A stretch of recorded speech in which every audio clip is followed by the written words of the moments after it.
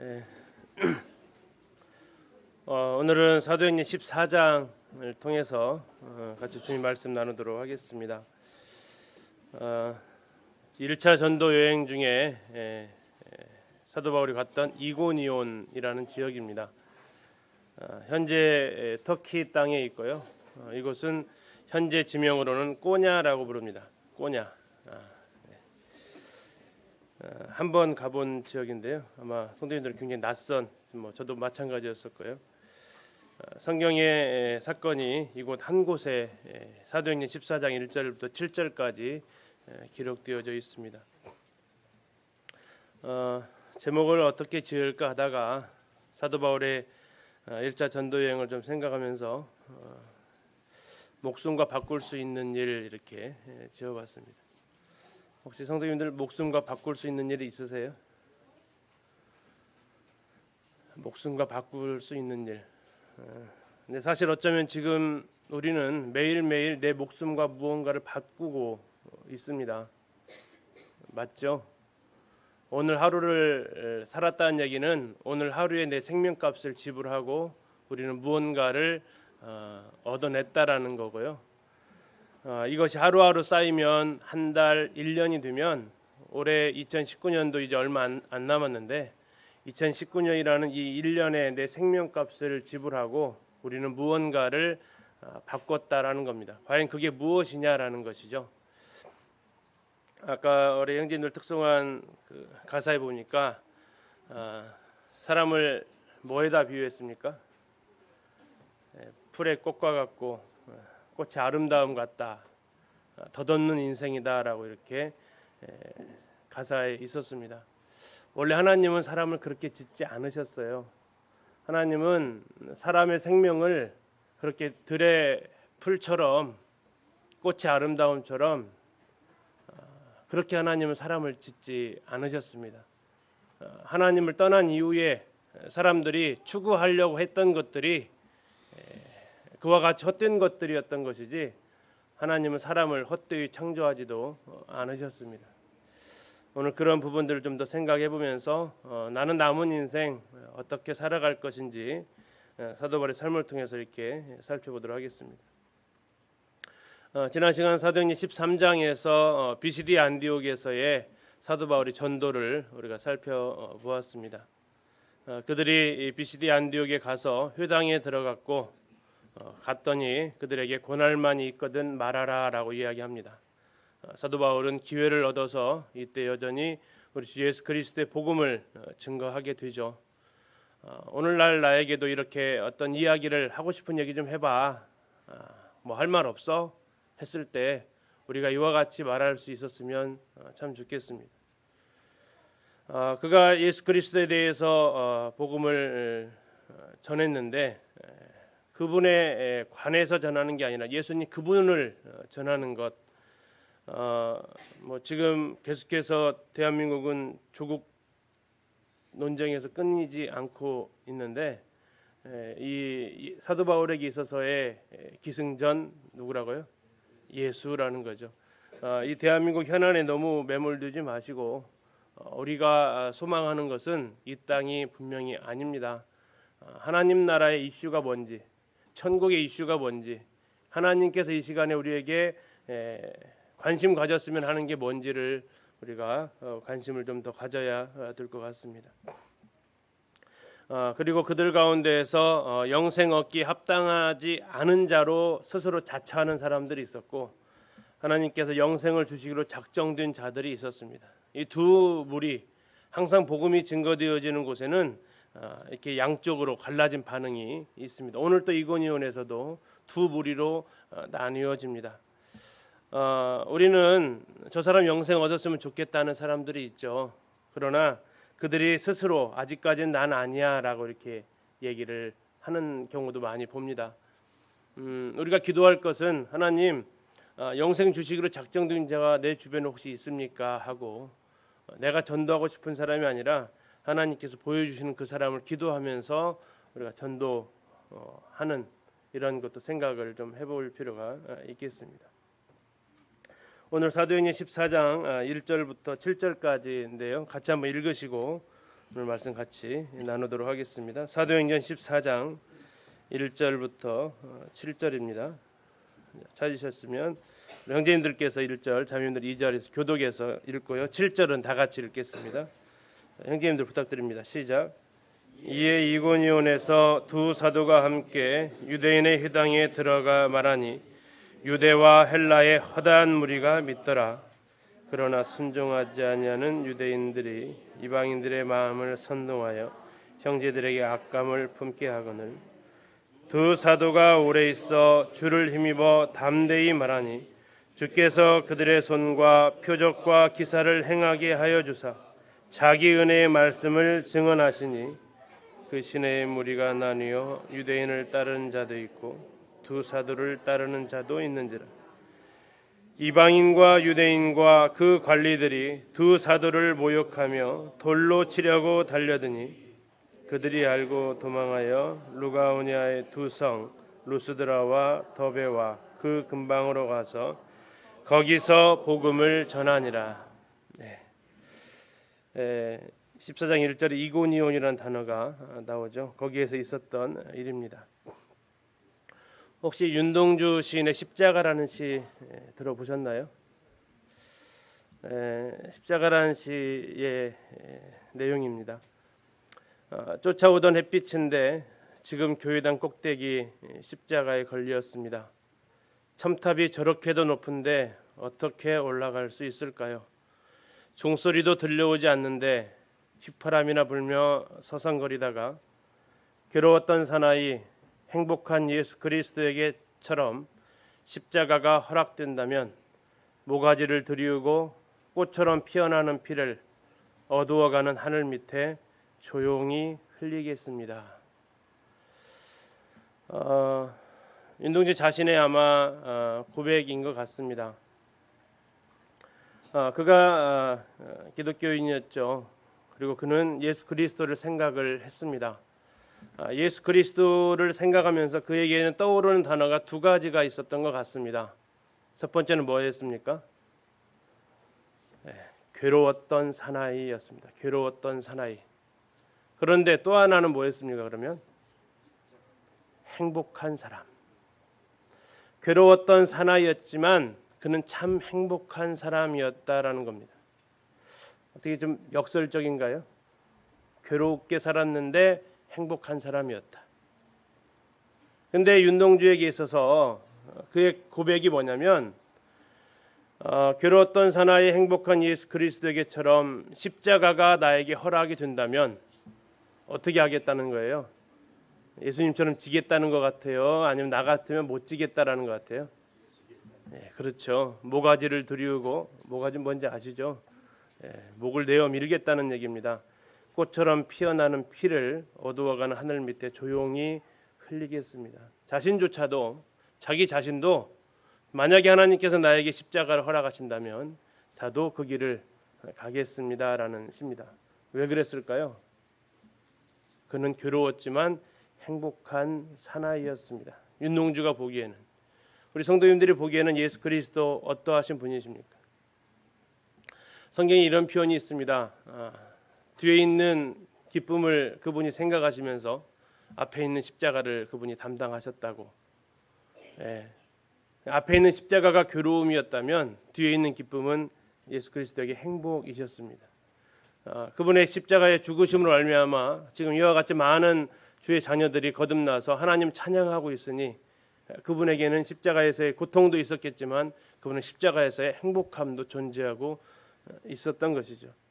오늘 저 빨간 글씨로 쓰여져 있는 것처럼 모가지를 들이우고 꽃처럼 피어나는 피를 어두워가는 하늘 밑에 조용히 흘리겠습니다라고 고백했던 저 윤동주 시인처럼 자신의 삶을 저렇게 모가지를 들이우고 꽃처럼 피어나는 피를 조용히 흘리기를 원했던 우리 믿음의 선배 바울을 같이 추억해 보면서 이 고백이, 저 마지막 절의 고백이 바울의 고백, 윤동주의 고백이 아니라 이 시간 나의 고백이 되어졌으면 하는 소원으로 같이 살펴보려고 합니다.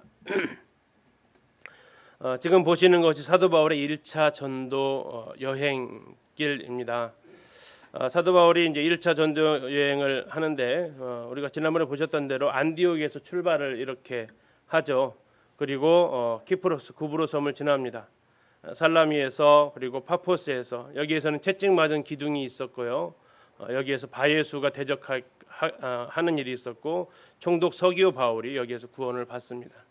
그리고 아마도 그가 부탁한 것으로 보여지는 비시디의 안디옥으로 가서 복음을 전해달라는 그런 부탁을 받은 것으로 보여지고 바브에서 배를 타고 아탈리아로 갑니다. 항구요. 아탈리아 항구에서 이제 버가로 가게 되고 버가에서 마가가 떠나게 되죠. 그리고 정말 이 산악지대를 1000m 넘는 이 고지를 험한 고지를 비시디 안디옥까지 근 200km 가까운 이 거리를 사도 바울은 바나바와 함께 가게 됩니다. 그곳에서 방금 전에 보셨던 13장의 내용대로 비시디 안디옥 회당에 들어가서 복음을 전하게 되었고 많은 영생하기 주식으로 작정된 자들이 구원을 받습니다. 그러나 또 반대하는 사람들이 있었고 그들로 인해서 우리가 성경에 보시면 13장 50절에 이에 유대인들이 경건한 교부인들과 그 신의 유력자들을 선동하여 바울과 바나바를 박해하게 하여 그 지역에서 쫓아냈습니다. 이게 박해를 받았고 쫓겨남을 당합니다. 그리고 그가 간 곳이 그 다음 지역인 여기 이고니온 지역입니다.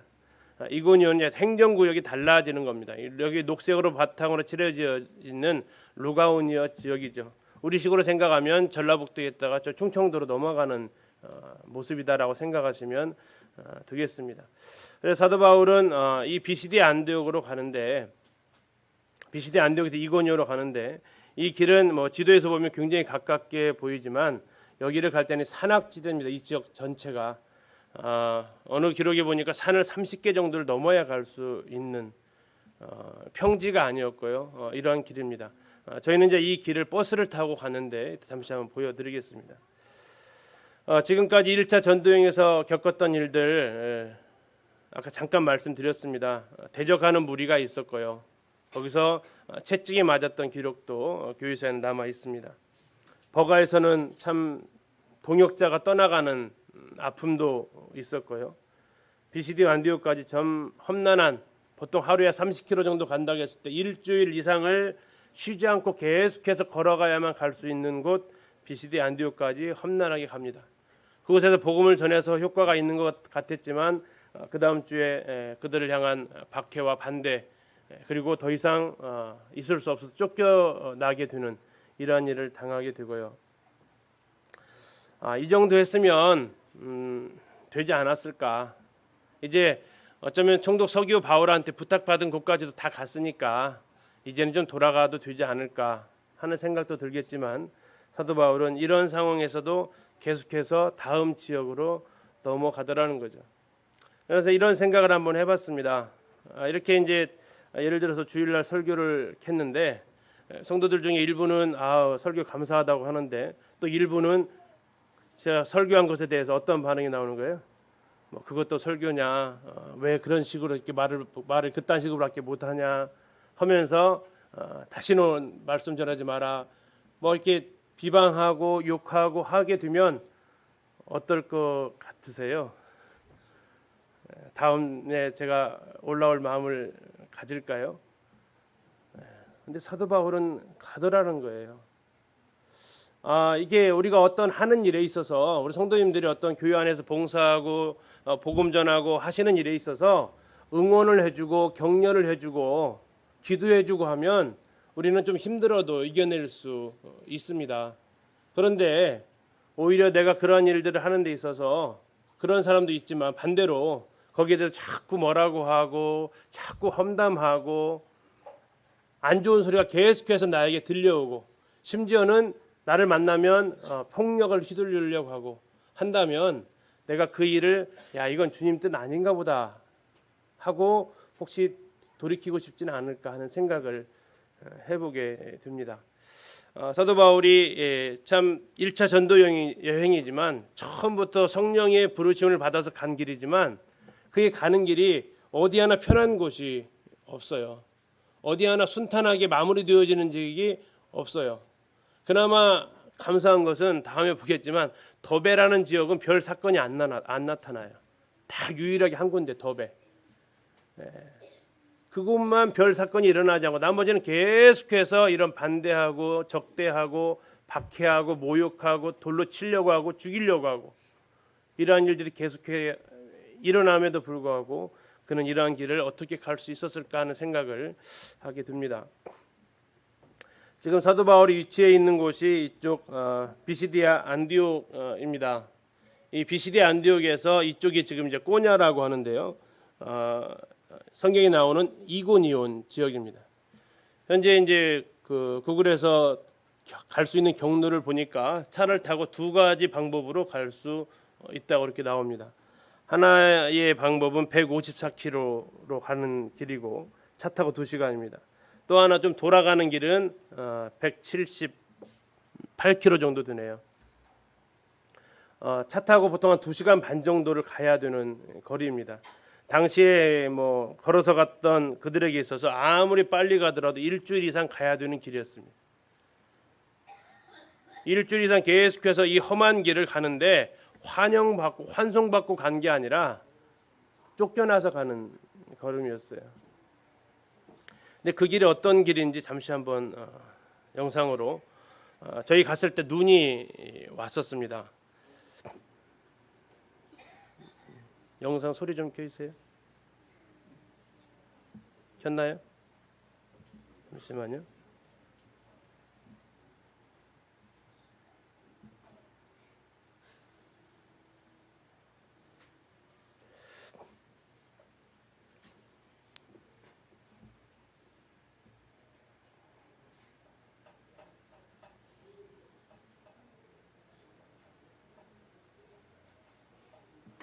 살람이 일어납니다.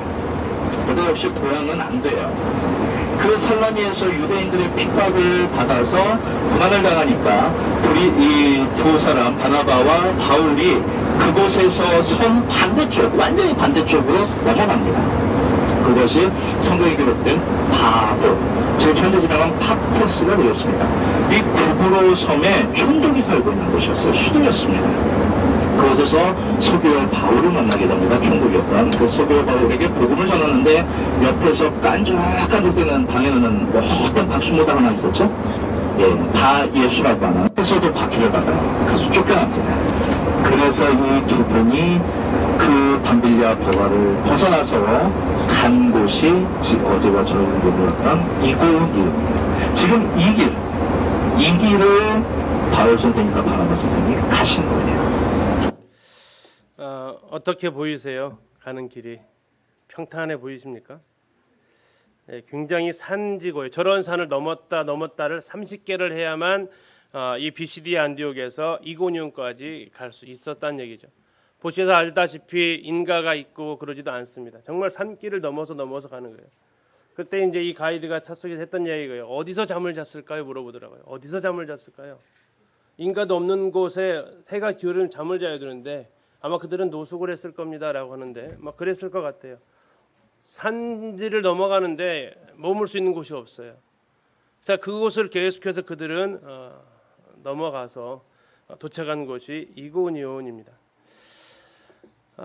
멋있나요? 예, 그 이고니온에는 기독교 유적이 거의 없습니다. 그리고 전부 다 높은 건물도 없고요. 이렇게 생긴 지역입니다. 대신 도시로 가면 저희들이 아마 묵었던 지역이 이쪽 같습니다. 이쪽에 보니까 좀 건물들이 좀 높은 건물들이 있죠. 저희들이 아마 이쪽에서 묵었던 것 같은데 저랑 룸메이트였던 분이 찍은 영상 같이 한번 보겠습니다. 이고니온 베라 호텔에서 본 아침 전경입니다.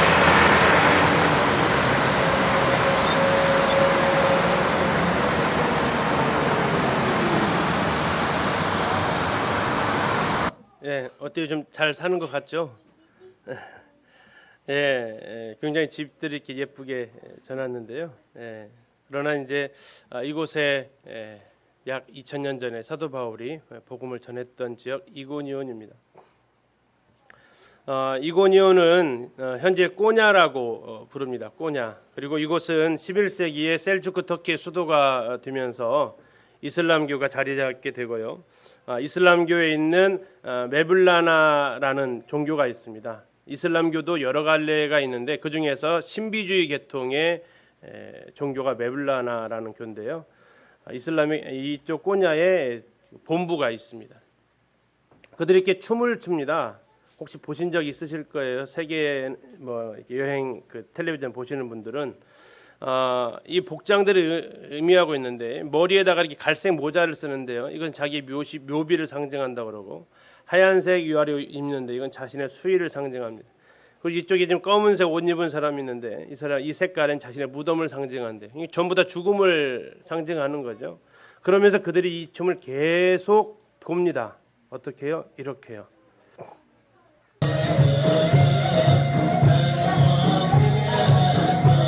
혹시 텔레비전에 보신 적 있으세요? 야, 이건 아이죠, 아이.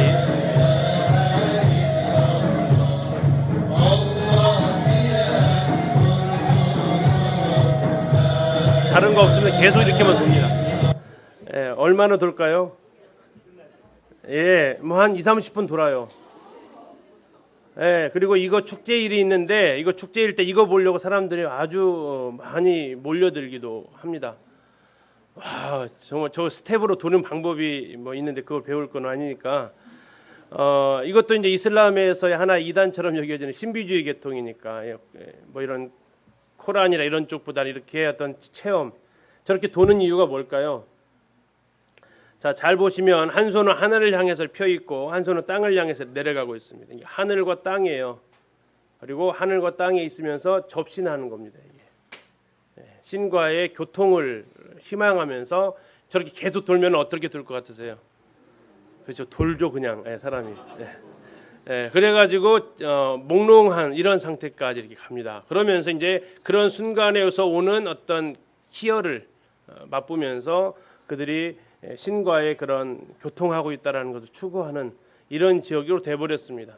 오늘 방금 14장에서 읽으셨던 복음이 전파되었던 이곳에 복음을 거절했던 이 땅에 이렇게 되었습니다.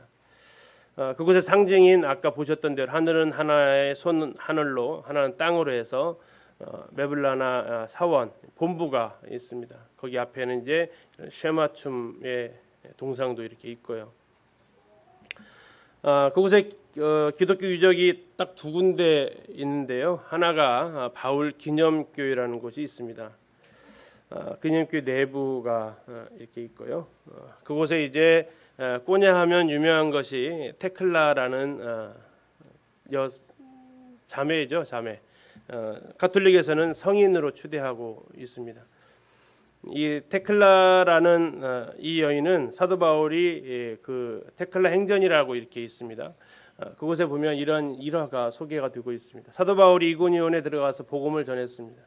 테클라는 약혼 정혼한 사람이 있는 여인이었고 이 여인이 사도 바울이 복음 전하는 것을 이렇게 광장에서 전한 것 같습니다. 그래서 이게 창문가에서 계속해서 복음을 계속해서 들었던 거예요. 그런데 마치 복음을 그 말씀을 듣는데 얼마나 열중을 해서 듣는지 거기에 대해서 이제 복음을 들으면서 이 여인이 구원을 받습니다. 구원을 받으면서 사도 바울이 전하는 이 설교에 흠뻑 빠지게 되고 이제 결혼은 뭐 다 그냥 관심이 없어져 버려요. 그러니까 이제 부모가 와가지고 정혼한 사람한테 이 마음 좀 돌려보라고 이렇게 얘기합니다. 그래서 이 약혼자 이 남자가 와서 마음을 좀 돌리라고 정신 좀 차리라고 당신 지금 제정신 아니라고 이렇게 하는데 나는 이제 그리스도인이 되었고 나는 이제 하나님 거듭났다라고 구원받았다 간증을 하는 거죠. 그래가지고 이제 이 사람들이 이건 도저히 안 되겠다 싶어서 바울을 갖다가 고소를 합니다. 그래가지고 법정에 넘겨가지고 사회 미풍양속을 혼란케 한다 쉽게 얘기해서 그런 사람이다 해서 감옥에 가둬버립니다. 감옥에 가두니까 이 테클라가 너무 마음이 아픈 거죠. 그래서 이 바울이 갇혀 있는 감옥을 찾아갑니다. 그래서 간수한테 이렇게 돈을 좀 주면서 만날 수 있게 해달라고 하고 그곳에서 바울에게 또 계속해서 말씀을 계속해서 듣습니다. 갑자기 밤에 이 테클라가 사라지니까 이 부모와 이 정혼자들이 가서 찾아보니까 감옥에 가 있는 거죠. 바울이 갇혀 있던. 그래서 이제 그 테클라 행전에 보면 부모가 격분을 합니다. 아마 지금의 상식으로 이해가 안 갈 테지만 격분을 하면서 이 테클라를 화형에 처하십시오라고 이렇게 고소합니다. 이 테클라의 부모들이 그렇게 얘기를 하는 거죠. 아마 그 지역사회에서 자기 입장들 때문에 그러지 않았을까 싶은데 아무튼 그렇게 해서 이 테클라가 이제 화형에 처하는 벌을 받게 돼요. 그런데 이제 그러면서도 계속해서 자기는 이 믿음을 거부하지 않았고 그에게 이제 화형을 처하는 그 순간에 엄청난 비가 쏟아지면서 이제 그 테클라가 기적적으로 살아나게 됩니다.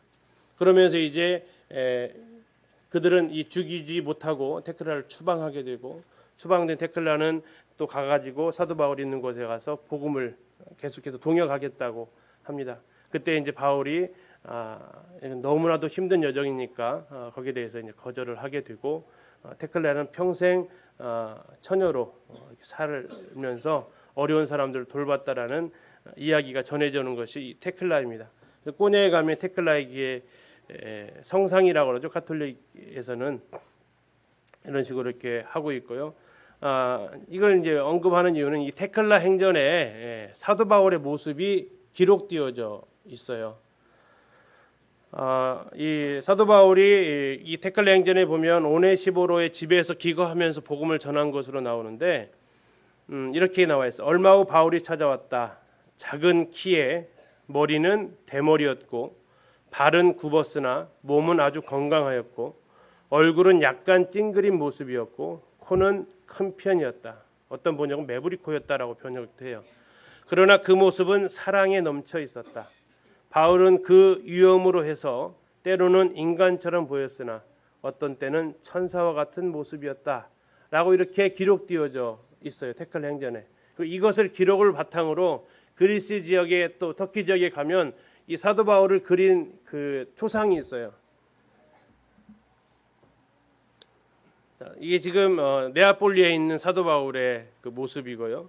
이것은 이제 베리아에 있는 사도 바울의 동상입니다. 러시아 정교회에서 그리스 정교회 선물한 사도 바울의 동상이고, 이건 이제 베리아에 있는 사도 바울의 그 벽에 있는 모자이크 그림입니다. 이것은 그리스 아테네에 가면 사도 바울 도착 항구가 있는데 거기에 세워져 있는 부조예요. 자, 네 가지 공통점이 뭐예요? 대머리라는 겁니다. 대머리. 이것이 바로 아까 테클라 행전에 나와 있는 그 기록을 바탕으로 초상을 그리고 만들었기 때문에 되어 있고요. 지난번에 갔을 때 어느 성도님이 이 사도 바울의 이 구부정한 허리를 보고 눈물을 글썽이는 모습을 봤습니다. 참 평생 복음을 전하기 위해서 그의 발은 전부 다 뭐 맨발이죠. 샌들 하나 끌고 지금처럼 뭐 좋은 메이커 운동화 신고 산을 넘어간 게 아니었습니다. 샌들 하나 끌고 그냥 그 험한 산, 지금처럼 포장되어 있지도 않은 그 산을 넘어 다녔다고 기록되어 있죠. 그러니까 그의 발이 뭐 정상은 아니었겠죠. 그러면 그 발로 걸어 다녔다면 얼마나 힘들었을까. 우리 한 걸음 한 걸음 차를 타고 성경에서 그냥 여기서 이리로 갔다 가니까 가는 것처럼 보이지만 200몇 킬로를 걸어서 가라고 한다면 지금도 쉽지 않을 거예요. 그런데도 그때 당시에 그런 모습으로 가는 이 사도 바울을 생각을 해보게 됩니다. 또 하나 기독교 유적은 헬레나 기념교회인데요. 콘스탄티노플 황제의 어머니죠. 콘스탄티노플 어머니가 예루살렘으로 성지답사를 가다가 머물렀던 곳이 이 꼬냐라고 합니다. 그리고 그것을 기념해서 세운 교회가 이 헬레나 기념교회인데 사도 바울이 이렇게 복음을 전하고 했던 그 지역에다가 세워졌다고 합니다. 이게 두 가지밖에 없어요. 그리고 나머지는 이제 온전히 이슬람교로 꽉 차 있습니다. 자, 이제 본문을 통해 좀 더 살펴보도록 하겠습니다. 자, 1절에 보면 이에 이고니온, 자, 이고니온에 대한 그림을 이제 좀 가지고 보셔야 되겠습니다. 이고니온에서 두 사도가 함께 유대인의 회당에 들어가 말하니 유대와 헬라의 허다한 무리가 믿더라 나와 있습니다. 자, 이고니온은 비스대 안디옥에서 빨리 가야 150km 정도, 그리고 가려면 산등성이를 30개를 넘어가야 갈 수 있는 굉장히 먼 거리입니다. 그곳에 간 두 사도는 역시 어디를 찾아갑니까? 유대인의 회당으로 찾아갑니다. 분명히 사도행 13장 46절에서 이제는 이방인한테 갈 거야 하면서 갔는데 어디 갔어요? 역시 이방인에게로 간다고 말은 했지만 회당을 찾아갑니다. 두 가지가 이유가 있어요. 하나는 민족을 향한 정말 놓칠 수 없는 그의 간절함이 있습니다. 유대인을 향한 말은 그렇게 했지만 우리 부모님들도 말 그렇게 해보시잖아요. 막 정말 속상할 때 넌 뭐 또 자식도 아니야 뭐 이렇게 하지만 뭐 그게 정말 아니라는 것이 아니잖아요. 그만큼 내가 속상하다라는 얘기죠. 그러한 심정을 하나를 우리가 읽을 수 있고 또 하나는 뭡니까? 그곳에는 여전히 이방인들이 있었다라는 얘기예요. 회당에 들어가서 말했는데 자 보세요. 회당에 들어가서 말했는데 유대인이 있고 또 누가 있다고요? 헬라의 허다한 무리. 자 이들을 성경에서는 뭐라고 표현한다고 그랬죠? 하나님을 경유하는 자들이라고 했습니다. 두 가지를 못하는 사람들이라고 했어요. 뭐와 뭐요? 할례 받지 못하고 음식법 코시어 지키지 못하는 그것 말고는 정말 성경에 기록된 대로 다 할 수 있는데 그 두 가지를 못하는 사람들이 여전히 회당에는 존재하고 있었던 거죠. 그래서 이방인에게로 간다라는 말이 틀린 말도 아니죠. 헬라 허다한 무리가 거기에 있으니까요. 그러나 민족을 향한 애끓는 마음도 그가 가지고 있습니다. 자 그곳에 가서 말했더니 어떤 일이 벌어지냐면 허다한 무리가 믿었대요. 자 유대와 헬라의 무리가 믿었더라. 무리라는 단어 자체가 어떤 뜻을 가지고 있어요? 많은 사람이잖아요. 그런데 그 앞에다가 뭘 또 붙였어요? 허다한. 그러면 무슨 뜻이에요? 정말 많은 이런 뜻이죠. 그러니까 이것이 하나님의 휴당에 들어가서 복음을 전했을 때 얼마나 그 큰 역사가 일어나는지를 보여주고 있는 말입니다. 사도 바울 그는 사명자였어요. 이 7절까지 쭉 보면서 그가 어떻게 살아갔나를 보니까 사명자는 자신이 사명을 감당할 장소를 찾아다니는 사람이다라는 겁니다. 내가 이것을 감당할 수 있는 장소가 주어지는 게 아니라 찾아다니는 사람. 그가 사명자였습니다.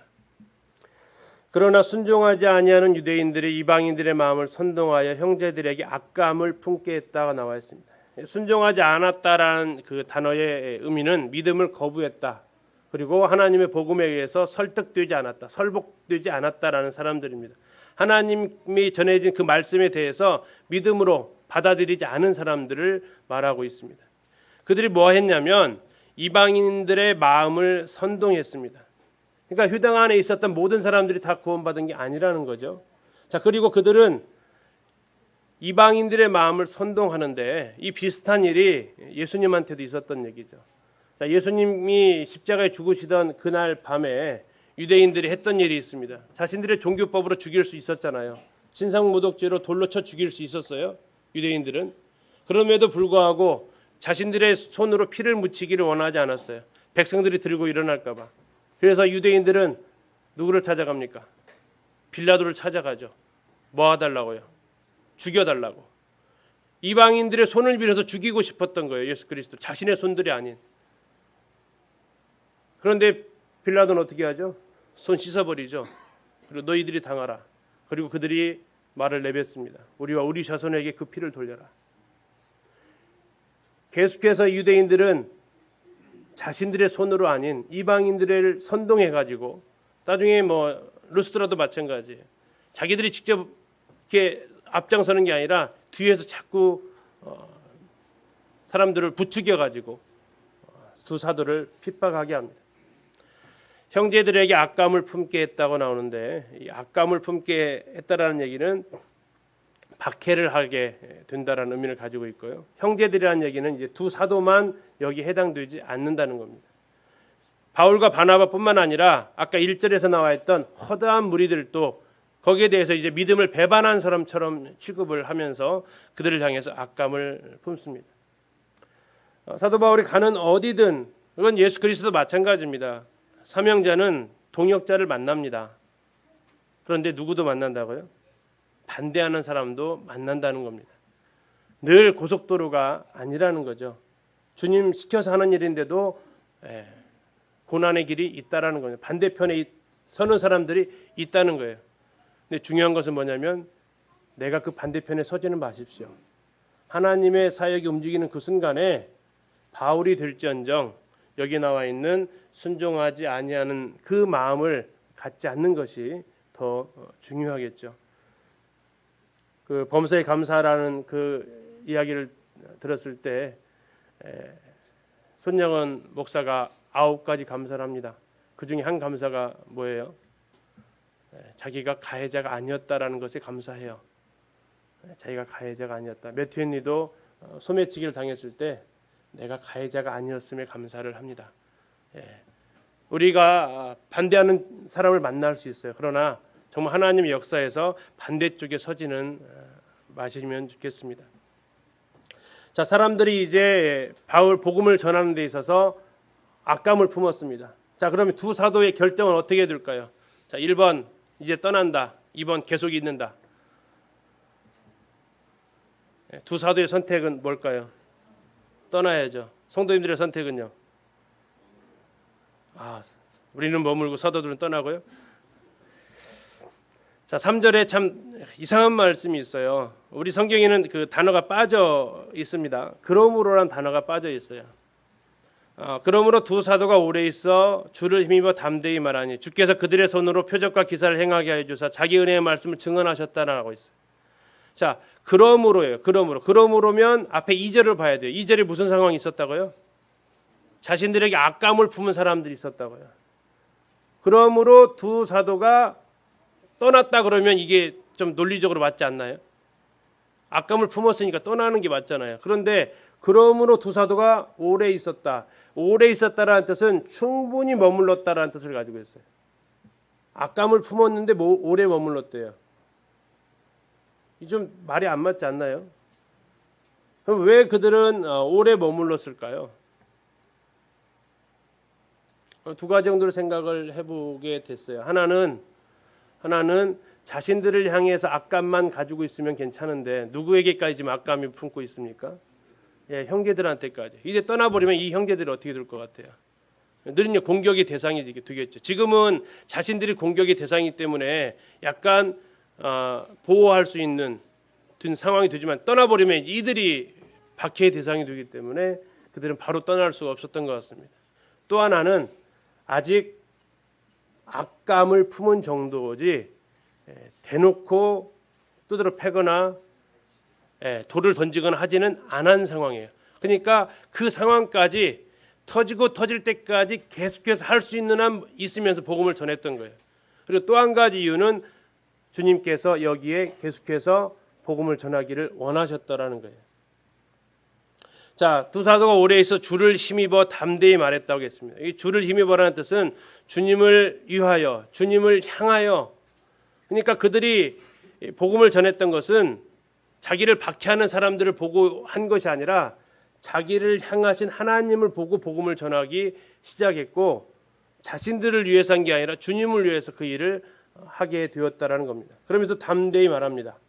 그런데 놀라운 것은 주님께서 그들의 손으로 바울과 바나바의 손으로 뭐를 하게 하셨어요? 표적과 기사를 행하게 하여 주셨습니다. 아마 이제 테클레행전에 나와 있는 상황들을 보면 그 놀라운 일들이 하는데 그 아까 이야기 중에 잠깐 나와 있는 것이 테클라가 환상을 봅니다. 자기를 위해서 기도하고 있는 바울을 봐요. 그리고 바울을 만나서 그 이야기를 해줍니다. 그때 바울이 뭐 하고 있었냐면 6일째 금식하고 있었어요. 당신을 위해서 금식하고 있었다고 만나서 얘기하는 장면이 그 내용에 나와요. 아무튼 표적과 기사를 행하게 하심으로 자기 은혜의 말씀을 증언하셨어요. 자기 은혜의 말씀. 누가 증언하셨다고요? 주께서 하셨다는 얘기. 주님께서 여기에서 계속해서 복음을 전하기를 원하셨다라는 겁니다. 그렇기 때문에 그들은 떠날 수가 없었어요. 주님께서 원하시기 때문에 주님을 위해서 그리고 주님을 향해서 그 일을 갈 수 있었다는 겁니다. 마가복음 16장 20절에서는 표적으로 말씀을 확실히 증언하신다라고 하셨다라고 말씀하고 있습니다. 이게 표적과 기사가 나타난 이유가 뭐였냐면 이것이 하나님의 말씀이다라는 것을 증명하시는 도구였어요. 이걸 통해서 하나님께서 계속 복음을 전하시기 때문에 그들은 떠날 수가 없었고, 자 여기서 이제 두 가지를 생각해 보는 자기 은혜의 말씀이에요. 자기 은혜의 말씀. 자 은혜의 말씀을 전했어요. 은혜의 말씀을 두 글자라면 뭘까요? 복음이죠. 사도행 20장 24절에 이렇게 나와 있습니다. 주 예수께 받은 사명 곧 하나님의 은혜의 말씀을 증언하는 일을 마치려 하면은 하나님의 은혜의 말씀 복음입니다. 복음은 100% 하나님의 은혜죠. 하나님의 은혜의 말씀을 전한 겁니다. 그것은 복음이라는 얘기는, 은혜의 말씀이라는 얘기는 십자가, 부활, 한정되어 있지 않고 그분을 전하는 거예요. 그분 전체의 인격을 전하는 것이 은혜의 말씀입니다. 자, 사명자, 어려움이 찾아왔습니다. 반대하는 사람이 찾아왔습니다. 그때 그는 멈추지 않고 어떻게 합니까? 주님을 힘입어서 계속해서 감당합니다. 주님께서 이곳에서 하기를 원하시기 때문에. 자, 4절 계속해서 하니까 이제 사람들이 더 확연하게 갈라집니다. 그 시내의 무리가 나뉘어 유대인을 따르는 자도 있고, 유대인을 따르는 자는 아까 박해하려는 사람 쪽에 있는 사람입니다. 두 사도를 따르는 자도 있는지라. 두 사도를 따르는 자는 구원받은 형제들이죠. 자, 이방인과 유대인과 그 관리들이 두 사도를 모욕하며 돌로 치려고 달려들었습니다. 이제 아까 악감을 품었는데 이제 그것을 행동으로 옮기려는 계획을 세운 겁니다. 이 나뉘는 이런 일은 늘 있습니다. 복음이 전해지면 항상 예수님 당시에도 맞다, 틀리다라고 이렇게 구분한 일이 벌어지죠. 우리도 지금 여기 계신 분들은 대부분 복음이 맞다라는 쪽에 서신 분들인데 아니다라는 쪽에 서 있는 사람들이 또 많이 있습니다. 예수님께서도 내가 화평을 주러 온 줄로 생각하지 말아라라고 누가복음에서 말씀하세요. 오히려 내가 들어가게 되면 어떻게 된다고요? 분란이 일어날 것이다. 복음이 들어가게 되면 사람들은 그 가운데서 나눠지게 될 것이다라는 겁니다. 왜요? 이건 영의 싸움이죠. 영의 싸움. 그래서 성경에서 하나님 복음이 전해지는 곳은 늘 이 나눈 일들이 이어집니다. 자, 그러면서 이제 이 두 사도를 나타내는데요. 성경에서 이제 그 바나바를 사도로 칭해져 있는 본문이 여기인데요. 이 사도라는 단어가 아포스톨로스, 이건 좀 유명한 단어니까 좀 기억을 해두시면 좋겠습니다. 아포스톨로스라고 되어 있는데요. 보냄 받은 자입니다. 보냄 받은 자, 보냄을 받은 자. 다시 말하면 이 사명이라는 뜻이 뭐냐면 하나님의 일을 하도록 하나님께서 맡기신 일이에요. 하나님의 일을 하도록 하나님이 맡기신 일이 사명이에요. 사명자는 뭡니까? 그 일을 하도록 보내심 받은 사람이에요. 그래서 아포스톨로스는 사도인데 이것은 사명자예요. 사도라고 한다면 12사도, 예수님이 12제자가 해당이 되겠지만 빌립보서 2장 25절에 보니까 12제자가 아님에도 사도라고 부르는 사람이 있더라 이거예요. 누굴까요? 사도 바울을 위해서 빌립보 교회에서 보낸 사람이 있어요. 그렇게 해서 보냄을 받은 자 때 이 아포스톨로스가 쓰였어요. 다시 말하면 오늘날에도 하나님의 일을 하기 위해서 하나님의 보내심을 받은 자들이 있다라는 얘기예요. 어쩌면 여러분들이 형제 자매님들이 그 아포스톨로스일 수 있다는 얘기예요. 내 옆에 앉아 계신 분이 아포스톨로스 있다는 얘기예요. 보냄 받은 자, 사명자가 있다는 얘기예요. 내가 사명자일 수 있다는 얘기입니다. 나에게 하나님께서 맡기신 일이 있다면, 하나님께서 나에게 맡긴 일이 있다면 나도 보냄 받은 자라는 뜻이에요. 우린 그것을 위해서 기도하면서 살기 원합니다. 자, 이방인과 유대인과 관리들이 두 사도를 돌로 치려고 모욕하며 돌려 치려고 달려들었습니다. 자, 실행이 됐을까요? 실행이 안 됐을까요? 보니까요. 네, 실행은 안 됐어요. 그러니까 모의를 한 거예요. 계획을 세운 거죠.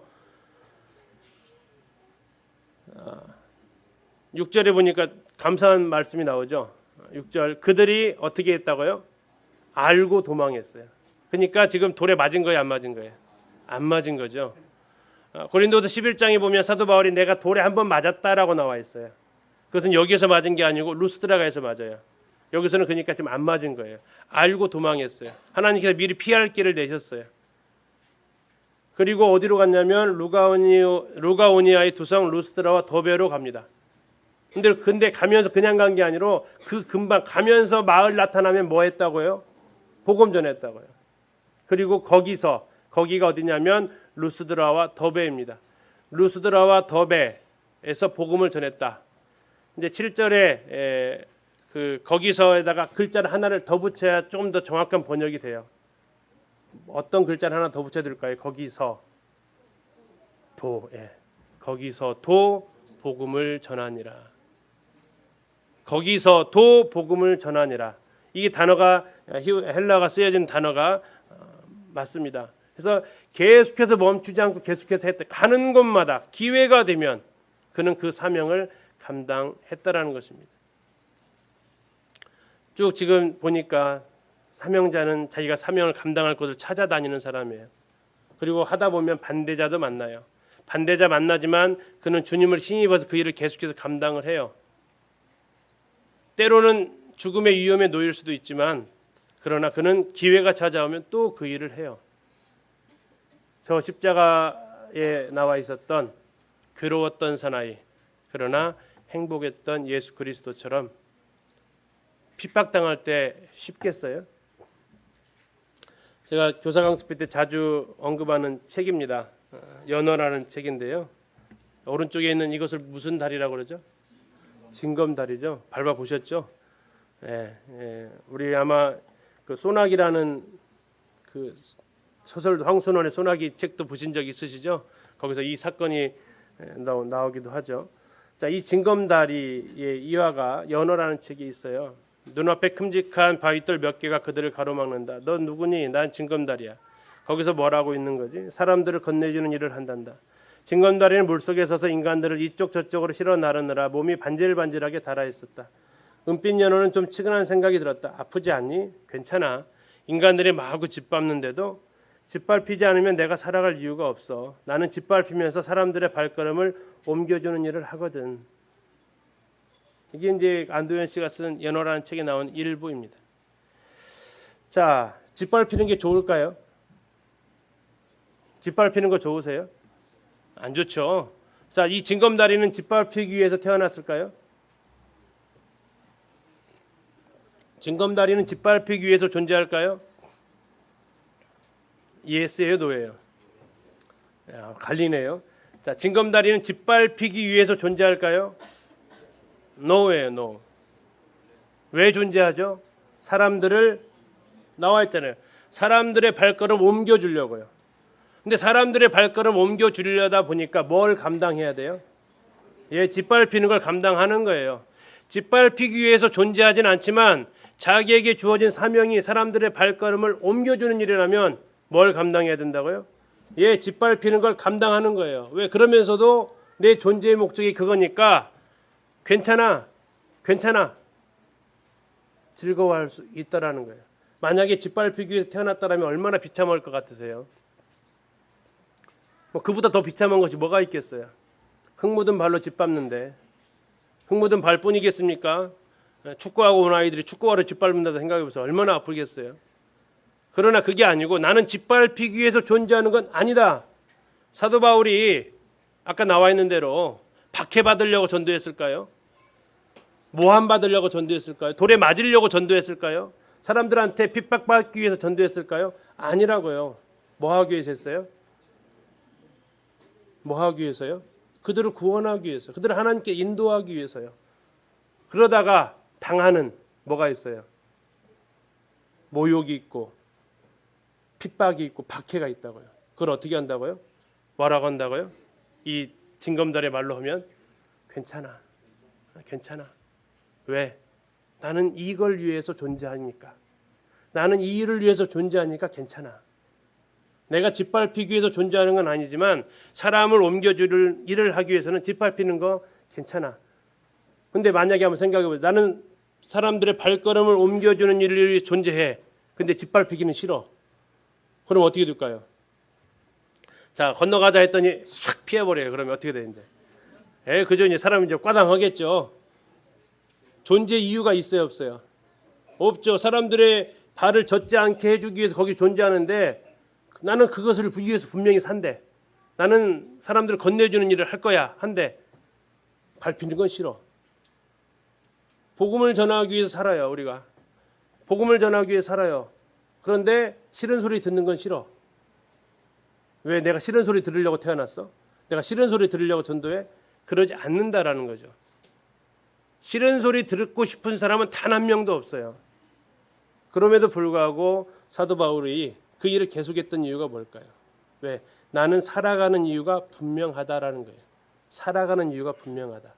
그리고 살아가는 이유가 분명할 때 경험하게 되는, 겪어야 되는 어려움들은 세 글자로 뭐라고요? 괜찮아. 괜찮지 않지만 괜찮아. 왜? 살아가는 이유가 분명하니까. 살아가는 이유가 분명하다는 얘기는 뭐냐면 내 목숨을 맞바꿀 만한 일이니까. 나에게는 목숨과 바꿀 만한 일이 있나요?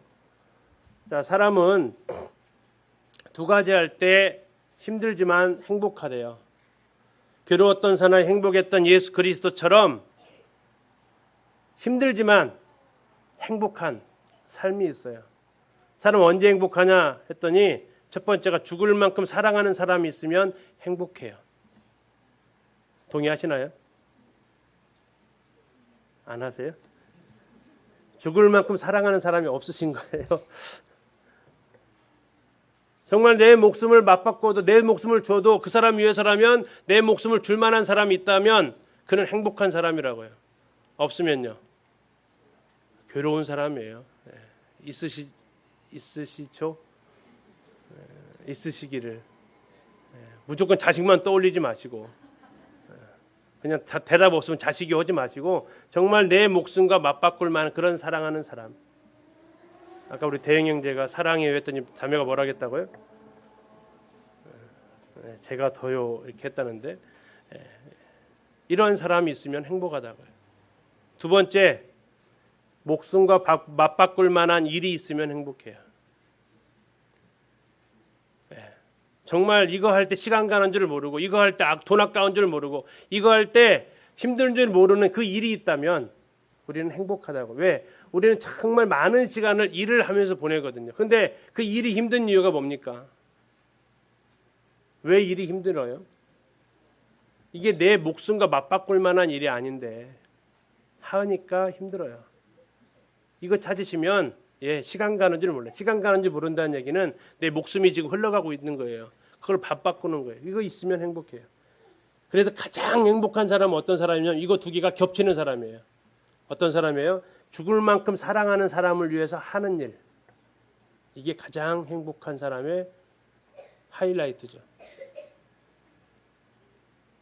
아까 잠시 말했던 그 테클라, 죽을 만큼 사랑하는 사람이 누구였습니까? 예수 그리스도였어요. 예수 그리스도. 그리고 자신과 목숨과 맞바꿀 만한 것이 뭐였습니까? 그분을 증거하는 일이었어요. 그리고 그것은 자신이 죽을 만큼 사랑하면서도 자신이 그분을 위해서 목숨을 맞바꾸는 것이기 때문에 그녀는 저금 앞에서도 전혀 어려워하지 않았어요. 그 책이 보면 나중에 그 테클라는 그 맹수들 가운데 둘러싸이기도 합니다. 그런데 그 앞에 오면 사자들이 그냥 아주 얌전한 동물이 돼버려요. 전혀 두려워하지 않고. 그런 일들이 뭐 카타콤 당시 그런 코바디스나 영화에도 등장하지 않습니까? 아무튼 나는 괴로웠던 사나이 행복했던 예수, 그분처럼 그 삶을 살고 있는가? 우리의 삶은 단 한 번밖에 없습니다. 두 번 사실 분 안 계세요. 하나밖에 없는 생명, 나는 왜 사는가라는 겁니다. 아까 특송했던 가사처럼 덧없는 인생 아니에요. 우리의 인생은 풀의 꽃처럼 들판에 있는 풀처럼 그런 인생이 아니라고요. 우리 가사에서 고백하고 있잖아요. 그러한 인생이었는데 예수 그리스도께서 자신의 생명을 줘버렸어요. 원래 우리는 그렇게 살았어요. 덧없는 인생을 살았고 들판의 풀처럼 들의 꽃처럼 그렇게 살았던 인생인데 그런 인생에게 하나님께서 그 아들을 주셨고 그런 인생에게 하나님께서 그 말씀을 보내셨어요. 그래서 우리의 인생은 예수님께서 말씀하시기를 뭐보다 귀하다고요? 온 천하보다 귀하다고 하셨어요. 뭐보다 귀하다고요? 온 천하보다 귀하다고요. 그게 무슨 말인 것 같으세요? 나는 그 어떤 것으로도 만족할 수 있는 사람이 아니라는 얘기예요. 온 천하보다 귀하다고 했을 때 온 천하가 나에게 주어진다 한들 그것으로 만족이 된다고요, 안 된다고요? 안 되는 사람이라고요. 나는 그렇게 큰 사람이라고요. 왜요? 예수 그리스도의 하나님의 형상대로 창조되었고 예수 그리스도의 생명의 값으로 나를 샀기 때문에 나는 온 천하보다 귀한 생명을 가지고 있다고요. 자, 옆에 있는 성도들 한번 봐주세요. 자, 한번 해보겠습니다. 온 천하보다 귀하십니다. 예, 예. 그 무엇으로 채울 수 없는 분들이에요. 돈으로 채워질까요? 못 채워요. 명예로 채워요? 못 채워요. 권력으로요? 그 어떤 것으로도 채워도 채워지지 않는 게 나예요. 왜요? 내가 그렇게 커요. 왜 커요? 근데 하나님의 형상대로 지었으니까. 왜 커요? 예수 그리스도의 생명값을 지불 되었으니까 커요.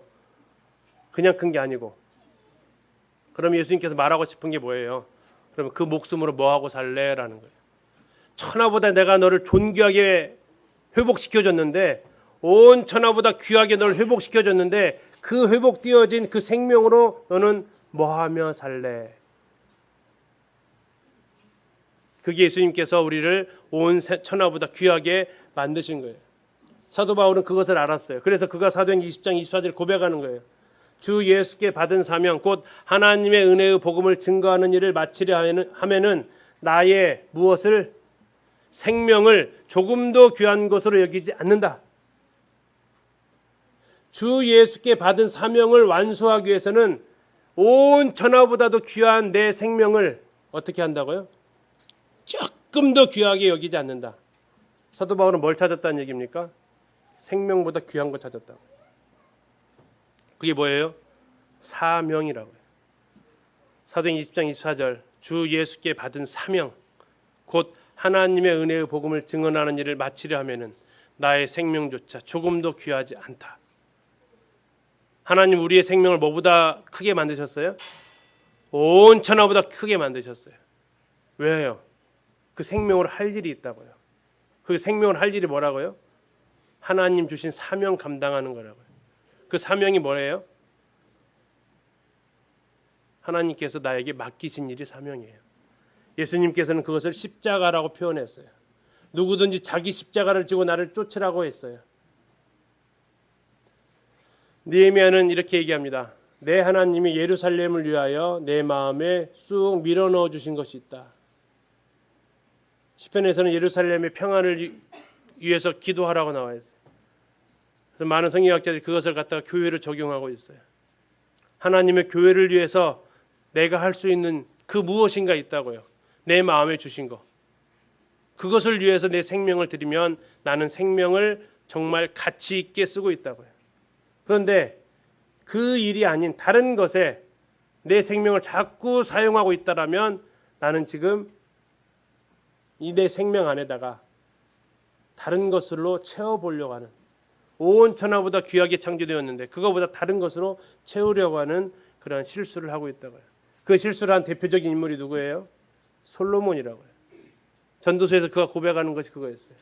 자기의 정말 인생에서 정말 행복하게 살아가고 싶었다 하면서 그가 뭘로 채워보려고 했습니까? 1장에 보니까 지혜로 채워보려고 했대요. 지혜로 오면 가장 행복한 줄 알고. 2장에 보니까 여자들로 채워보려고 했어요. 그의 1000명의 여자를 두었지 않았습니까? 재물로 채워보려고 했습니다. 아무것도 그를 채울 수 없었어요. 왜요? 사람은 그 정도로 작지 않아요. 근데 사도 바울 그래서 그가 내뱉던 또 고백이 뭐예요? 해 아래서 하는 수고가 헛되다. 예, 생명을 그 자체를 위해서 살아가는 삶은 헛되다고요. 근데 사도 바울은 지금 그 쭉 이러한 삶을 살았잖아요. 그러면서 그가 고린도서 15장 58절에 내뱉은 고백이 뭡니까? 지난번에 이재영 자매님 이 구절을 읽으시면서 눈물 짓던 모습이 생각나는데 고린도서 15장 58절이 뭐예요? 너희의 수고가 그리스도 안에서 헛되지 않다. 예, 사명을 위해서 사는 삶은 헛되지 않습니다. 사명을 위해서 드려진 생명은 헛되지 않습니다. 그러나 쉽지는 않아요. 윤동주 시인이 고백했던 저 십자가라는 그 시에서 써 있었던 것처럼 괴로웠던 사나이, 그러나 행복했던 예수 그리스도. 우리의 삶이 괴로울 수 있어요. 그러나 그 뒤에 바울처럼 헛되지 않았다 한다면 우리도 모가지를 들이우고 그 붉은 피를 그리고 흘릴 수 있기를 소원해 봅니다. 그래서 우리의 삶이 마쳐지는 그날에 내 삶은 헛되지 않았다라고 말할 수 있었으면 좋겠습니다. 감사합니다.